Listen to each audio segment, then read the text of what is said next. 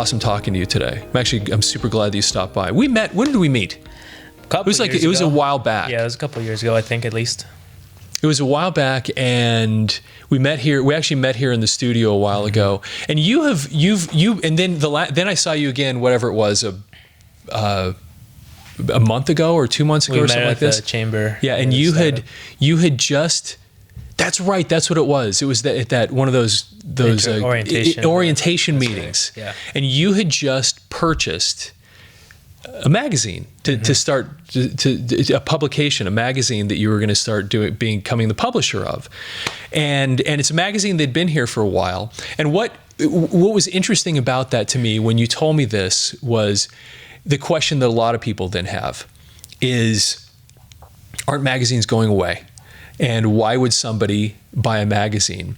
And I think I can answer the question, but I'm actually curious what your answer to that question is. What is it that would make somebody in today's day and age want to become a publisher of a magazine? So originally, I didn't actually purchase the magazine. So the previous owners just didn't have the manpower anymore to continue printing the magazine. Okay. St. George Magazine has been around since 1983, minus the last couple of years where they kind of just let it go. So we actually just kind of stepped in and picked it back up. So that was one big incentive right there, is that we didn't actually have to purchase anything. It was already established. Gotcha. And ready for somebody to come and just continue the legacy.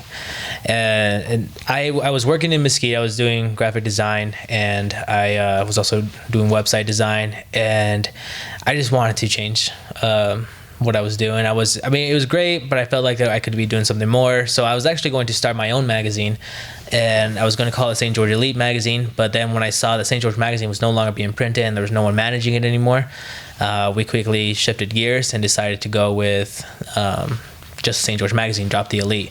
As far as what would possess me to want to do a magazine, especially, 2020, starting it out, you'd think that kind of industry is dying or going digital. I think there's a real audience still out there for a specific type of content, and the content that we offer, the Lifestyle Magazine, content that talks about the community members, the community businesses, events going on within the community. It still is held dear to a lot of locals' hearts. And it's also for people, St. George is growing rapidly. Mm-hmm. The surrounding areas are growing rapidly. They want to feel connected to the community as well. And one way they can do that is by subscribing to this magazine. They get it every other month. It's free. There's no reason why they wouldn't want it. Interesting. And you're right about the growth. I think I mentioned earlier that we've had the mayors from almost every single town here in Southern Utah in the studio in the last few weeks working on various projects. And they all talked about the growth that's taking place, the projected growth. This place is just going and going and going. And so you're right. Now, I actually have an answer to this too, that about why would you purchase a magazine? Interestingly, this last year in 2020, I published a book. And it was the most surprising thing to me what happened with this book, because the book actually sold really well. And I put it out in 3 different versions. I put out the print version, we put out the digital version, and we did the audiobook version. They're all available on Amazon. And guess which one has outsold the others by tenfold of those 3 options? The printed version. I expected that the Kindle version or the audiobook would dwarf the printed version, but people want to hold something. They want to have a tangible item. It shocked me because I thought to myself, no one's going to want a paperback version of a book. When you have these other options in the digital world, why would you get the print version? And the reality of it is the other 2 versions haven't even come close in sales. So there's something about that tactile experience, holding something, being able to flip through it and touch it and feel it, and the whole sensory thing that I think is really important to people. No, I think you said it earlier too. It's kind of becoming the minority. Everything is going online. Everything is digital. So the fact that they have something in their hands that they can hold on to, that they can save, I think that people value that. Yeah, it's no longer as accessible anymore. Yeah, there's really something to that. So I think it's actually it was smart for you to jump into something like that because there is a demand for it. And specifically a lifestyle magazine. So I told you earlier about the story that we just published in our first issue back about the resource officer. Now that story alone was so popular. The officer's mom actually called me up the next day after seeing that we had posted about him on our social media, saying that we were going to publish him in our magazine. She called me up and said that she wanted 10 issues of the magazine. She wanted to give it to her friends, her family. She wanted to save them for herself. Now that right there tells the advertiser who is in the magazine that these people are going to save the magazine. They're going to open it time and time again. They're actually distributing it for me. Now people, the method that we have a subscriber list that sign up for the magazine. That's who we mail out to, and that's just constantly growing because they want to hold on to. They want to read stories about their neighbors and their family members and their friends and the community, so forth. That's actually really interesting because I was not long ago going through some things and noticing these magazines that I didn't want to throw away. I thought, why am I keeping this thing? For some reason, there was an article in there. There was some reason that I couldn't let go of it. And so, yeah, the shelf life of something like that can actually go out years, even, amazingly. So you're a graphic designer, and which makes perfect sense for somebody doing a magazine because you actually understand how all that works and how to get something to look good and to print well. And what is the secret to creating an advertisement that's effective in a print publication? So I think that the biggest thing is ratio. You want much more content than there is advertisements. You have to limit the amount of advertisement because as hard as it is for me as the person that I make money off of the advertisement, people aren't going to want to hold on to these magazines or read them, and it's going to bring no value to advertisers if people feel like they're just opening it up and there's just an advertisement on every single page. They get bombarded by that on social media all the time, at the movies, wherever they go, there's advertisements. So if there's too much of that in the magazine, then they're not going to want to read it. So the biggest value to the advertiser is not actually the ad, it's the content that the ad is surrounded by. Interesting. It's funny you say that because I have a degree in advertising, and I remember when I was getting my degree, I'm way older than you, this is a long, long time ago, but we were talking about, I don't remember what the statistics were exactly, but they were talking about how many advertisements the average person sees in a given day. And it was so shocking, the number of times you are bombarded, that we become numb to it. And this was 20 some odd years ago. It's gone way beyond that even today, where the number of advertisements that you're bombarded with every hour of your life is just shocking. And so, yeah, to your point, you kind of get numb to it. So you're creating a magazine where the advertisements are, kind of experience where it kind of fits in line with the content. It's not just overwhelming advertisements. How do I get through the advertising? It's important, it's significant. So when you see one, it actually matters, and it's there where it can stand out. Exactly. That's the main thing. You don't want to have somebody open up the magazine and have a hard time telling the difference between an ad and what the content is. They want to get to the stories and read about the community, but if there's a paid business that is just doing a 2-3 page spread about their business, and you get 2 or 3 of those in there, that starts taking up a lot of room, and now all of a sudden they're just reading about businesses instead of things that matter to them. Yeah, that's really interesting. So who is the normal target group of people that a publication like yours is after today? So the most popular so far has been women. Women love the magazine. They're the ones that follow us most on social media. They're the ones that have subscribed most to the magazine. We have plenty of men in there as well, but mostly women are, they're seeking this. It's interesting because over being in the marketing world myself, that the female demographic has gotten to a point where that's really, it's such a significant, the buying power, the decision-making power in that group has expanded dramatically over the last few decades. And so that's actually it's good that you have that audience. I'm not surprised. It's the way it works in my household as well. My wife, she's the decision maker. She buys the things. If she says no, it's a no. And so that's happy wife, happy life. Yeah, really. So as far as your advertisers go, the people that are advertising your magazine, that's good that you have access to that demographic. So then now, when it comes to print publications, what is how large is your magazine? How many pages generally do you have in these this things? first issue back was 44 pages, but we're going to be expanding that to 62 pages, I believe, for the next issue. And then we're going to try and find a sweet spot between 60 and 90 pages. We might get a little bit bigger depending on how big the surrounding area goes. We don't want to leave anybody out, so we want to give content from Washington City, from Springdale, Ivins, and so forth. Okay, that makes sense then, because we in southern Utah, so many people have heard of St. George, but you don't think about the fact that there is this massive community just outside St. George. Hurricane actually is projected to, in the end, be much larger than St. George is. Yeah, actually, and same with Washington City. They're projecting to double in population. Right now, they're at 33,000, I think, and they'll be doubling here within the next few years with the plans that Washington City has in store. And it used to be when people leaving St. George or the St. George area, and they go out of town wherever they are. If they live in Ivins and someone out in California or in Hawaii, wherever they're visiting, ask them, where are you from? Oh, St. George, Utah. It's kind of the natural answer because St. George was the dominant city in the Southwest here. But now people these surrounding areas, they kind of want their own identity. Washington City, people are going out and they're saying, I'm from Washington, Utah, or I'm from Hurricane, Utah. Yeah, I'm actually from Denver, Colorado, and it's the same thing. I never lived in Denver. It was there's a suburb that's actually almost as big as Denver, but you say Denver because that's what everybody knows.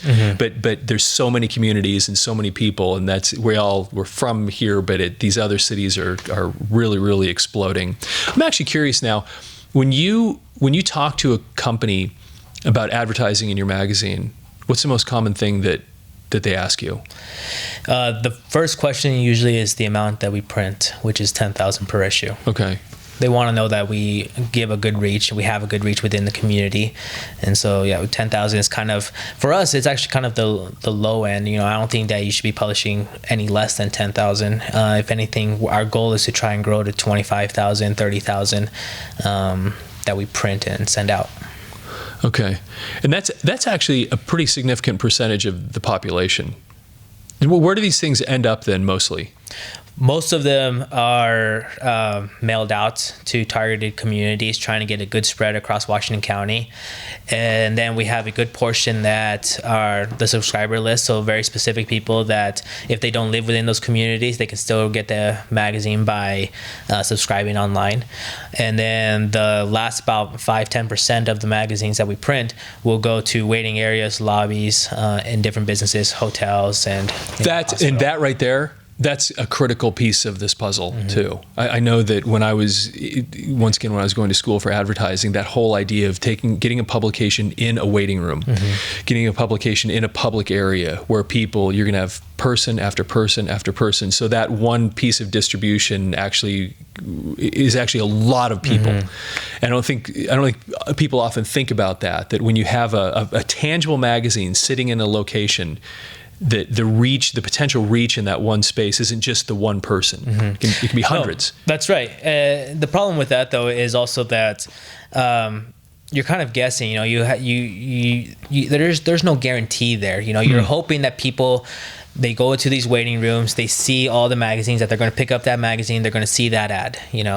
Where when these are being mailed out, people are guaranteed to grab that magazine. They're going to hold on to it. They'll open it up. Oh, St. George magazine. Okay. And it's already in their hands, So that's another reason why we have to print so many, because even though the 5-10% it's going to get a lot of traffic, it's not always a guarantee. And we can actually tell our advertisers that by mailing it to them, it's sure to land in somebody's hand. It's sure to be opened up. So what kind of, that's a really good point. I mean, the fact that you actually have a distribution like that is a big deal. What do you, as far as your customers go and people that are looking at advertising, what's the biggest concern that you deal with when interacting with a potential customer? The biggest concern, I guess the big, I'm not sure what I've ran into too many concerns. I think that most of them have, for the most part, have seen the value in it. The concern that we kind of run into is that we're not the only magazine. And so they have these annual budgets that they plan at the end or beginning of the year, and then we have to wait that out before they can make the transition to our magazine. We've had some that kind of have cut ties with others and have joined us, but that's the biggest burden that we've kind of run into right now. As far as concerns that St. George Magazine won't succeed, we haven't seen anything like that. Yeah, and that's actually an interesting response to the fact that any concern you have is basically that actually speaks volumes. The biggest concern is which magazine to advertising, and not should I advertise in a magazine. It's I have a few different choices, and which one is the best one, which actually gets back to the point that we made earlier, that people want, customers look at the magazines and people want to have a tangible item. We recognize it, and your clients see this and realize that there's value in putting advertising in your magazine. Yeah, absolutely. I mean, everyone that we've talked to, print advertising is still a good portion of their marketing budget. I mean, they still do things like videos, social media, billboards, or advertising in other places, but print has always been a part of their budget, from what we found out. So let me ask you just a couple more questions about that very thing.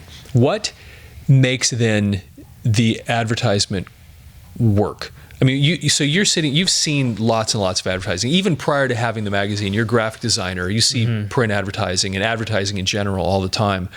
What is the difference between one that actually gets some sort of response and one that gets less response? I mean, what are the key elements there? As far as the ads go? Yeah. I would say that you don't want to put way too much information on one ad. You don't want to just drown it with a lot of text and a lot of words. Something that's eye-catching, something that's bright, something that I like to try and do is put the ad and match it up with the content. If we're going to put it next to some content, I want them to kind of try and tie together in some way. If not, then, it doesn't happen. But I think that just goes a long way too as well. They just finished reading. So for example, we have an ad in this magazine for Satori Health and Wellness. The owner is also, he sent us an article as well that didn't have anything to do with his business. He's a writer. And the article that he wrote was about trying to live in the moment, and what's great is that I was able to just put their two ads together or the article with that ad, because it was a great story. People can relate to it. It was very personable, and it was very visually stimulating. And then right at the end of the article, right next to the end there, is an ad about Satori Health and Wellness and what they offer, which is a way for people to overcome depression. At least that's one of the things that they offer. And they just tied together really well. And I think that ad will now resonate more because the content that someone just finished reading is now looking at this ad. It kind of preps them for the ad, And then the ad, instead of being obtrusive, is actually useful. Right. where you see the advertisement and you welcome the advertisement. Exactly. Because it fits. You need this information, and then there it is available to you. That's really cool. So when somebody is asking themselves that question, which magazine should I be advertising in? What's the answer to that question? I mean, what is it a potential advertiser should be looking for specifically when wanting to put a print ad out? So there's probably a few things that you'd want to consider. One, as I mentioned earlier, is the reach. How many are you printing per issue? There's plenty of magazines locally. There's only one other lifestyle magazine, but they're printing between 3,000 and 5,000. I know there's one magazine out of Mesquite that prints 20,000, but they're distributing throughout Southern Nevada and into Southern Utah. So that it has a wider reach, but there's a lot of businesses that don't necessarily need to go out into certain areas. The other thing would be the type of magazine.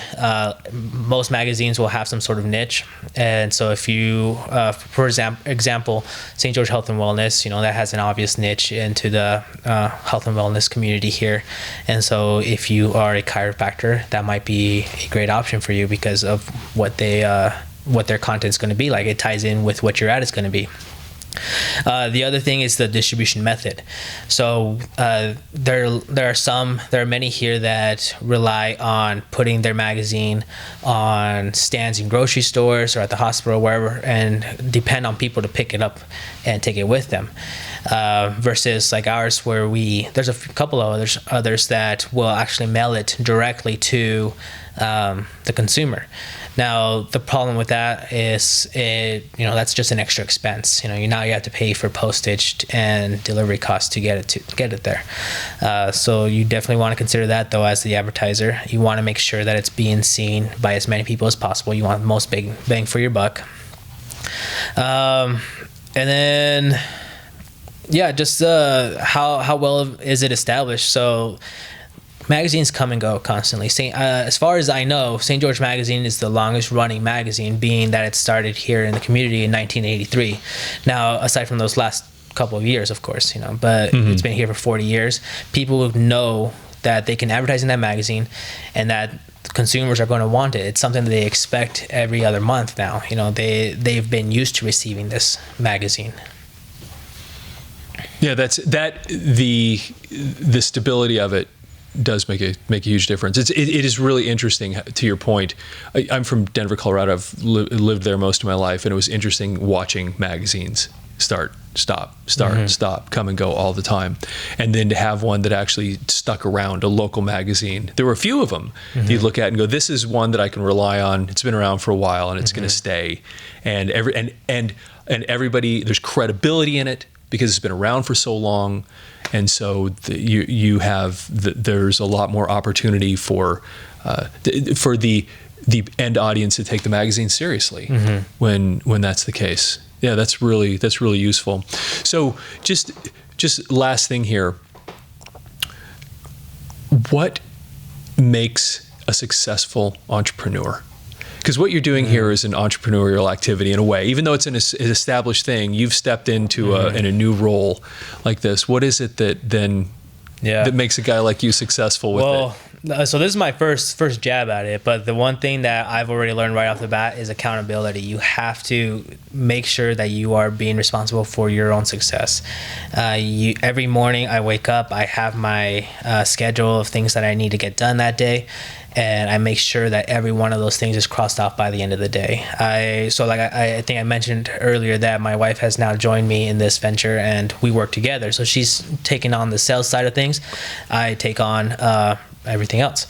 And every week on Monday mornings, we will sit down together and we will set our goals for the week. We're accountability partners. And so we'll make sure that we talk about our successes, our failures, what we need to change in our routines. And then we spend some time on considering how we can possibly do things better. And so things are constantly going. They're always changing, and you have to be prepared for that. The things just on the drop of a dime, you're just all of a sudden shifting gears and doing something completely different than what you had planned the day before. And also the amount of hours that you put into it. You're no longer working, your 9-to-5 job. Now, for me, it's turned into a 24/7 kind of thing. I am thinking about this nonstop. I carry on a notepad with me just so I can write ideas down wherever I'm at, so I can follow up with those things later on. And it's a lot of work, but it really is the most fulfilling thing. We work for ourselves. We work together. And we make our own schedule, and even though that schedule is completely filled with work, it's the work that we love. And I want to add one thing to this that makes you the perfect fit and special for this role. You are a native here. You're from here, right? I mean, this is your home. I've been here my whole life. Yes, graduating from Snow Canyon. Right, and that's once again that actually is kind of an important thing when you're in charge of something that's kind of a staple in the community, and you're trying to help people in the community be successful. You actually have an interest in this community because it is your home and it's where you've always been. I'm an outsider, moved here just a few years ago, but you're one of those people that's like an established person that can take something like that and has an interest, a true personal interest in making this stuff work and in the people that are here.